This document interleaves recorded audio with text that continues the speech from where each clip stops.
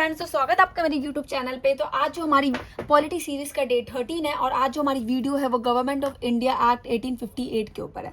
But government of India act start करने से पहले हम ये जानेंगे कि लास्ट चार्टर एक्ट जो हमने पढ़ा था, लास्ट चार्टर एक्ट जो पढ़ा था 1853 और गवर्नमेंट ऑफ इंडिया एक्ट, इन दोनों के बीच में ऐसा क्या हुआ जो हमारा गवर्नमेंट ऑफ इंडिया एक्ट जो आया 1858 आया। तो देखो, चार्टर एक्ट 1853 के बाद गवर्नमेंट ऑफ इंडिया एक्ट के बीच में हमारा रिवॉल्ट ऑफ 1857 हुआ, जिसको फर्स्ट वॉर ऑफ इंडिपेंडेंस भी बोलते हैं। ठीक है, तो ये गवर्नमेंट ऑफ इंडिया एक्ट आने से एक साल पहले हुआ था 1857 में। ठीक है, अब बट ये क्यों हुआ, रिवॉल्ट जो था, ये क्रांति क्यों हुई जो बहुत फेमस है 1857 की क्रांति, ये क्यों हुआ? तो because after the charter act 1853 जो इंडियंस के पीपल से वो फ्रस्ट्रेटेड थे, जिस वजह से उन्होंने फर्स्ट वॉर ऑफ इंडिपेंडेंस किया, जिसको हम रिवॉल्ट ऑफ 1857 भी बोलते हैं। अब इसके कुछ कॉजेस थे। सबसे पहला था जो इसका कॉज था वो पॉलिटिकल कॉज था, डॉक्ट्राइन ऑफ लैप्स, जिसको पॉलिसी ऑफ डलहौजी भी कहते हैं, जो डलहौजी उस टाइम था।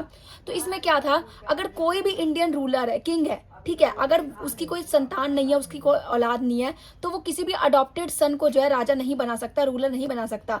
तो ये जो थी पॉलिसी थी जो कि ब्रिटिश वगैरह जो है उन्होंने लाई थी, डॉक्ट्राइन ऑफ लैप्स से। तो एक ये पॉलिटिकल कॉज था जिस वजह से जो है हमारा रिवॉल्ट ऑफ 1857 हुआ था।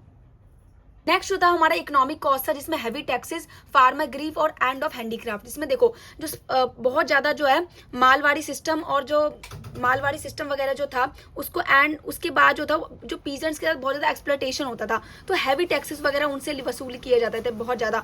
साथ साथ जो फार्मर्स थे वो भी बहुत ज्यादा दुखी थे, क्योंकि उनको फूड क्रॉप्स ना उगाने की बजाय उनको कैश क्रॉप्स यानी कि इंडिगो, ठीक है, कॉटन, ये सब उगाने के लिए मजबूर किया जाता था।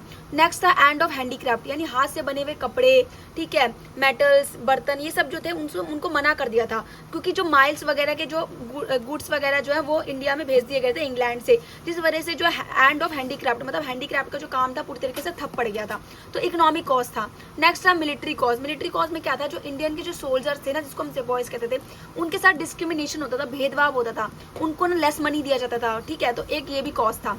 नेक्स्ट था रिलीजियस एंड सोशल कॉज। इसमें क्या था, जो एक क्रिश्चियनियस मिशनरी जो हमने देखा था कि पहले इंडिया उसको भेजा गया था, तो वो ना ब्रिटिश के टाइम में वो ओपनली काम वगैरह कर रहा था। वो क्या कर रहा था, वो ना जो लोगों को डर था, वो एक अफवाह फैल रही थी कि वो जो था ना वो लोगों को क्रिश्चियंस बना रहा था, मतलब हिंदू मुस्लिम की जो है उनके धर्म को परिवर्तन कर रहा था। तो लोगों का एक ये भी डर था। सोशल कॉज ये था कि जैसे चाइल्ड विडोज जो था, मैरिज विडोज वगैरह जो, और सती प्रथा, ये सब एंड हो रही थी। तो इस वैसे तो ये अच्छी चीज थी, लेकिन ये भी लोगों को लगा था कि उनके जो धर्म वगैरह के साथ छेड़छाड़ कर रहे हैं ब्रिटिशर्स। तो एक ये भी कॉज था। और नेक्स्ट जो था ट्रेड कॉज, जिसमें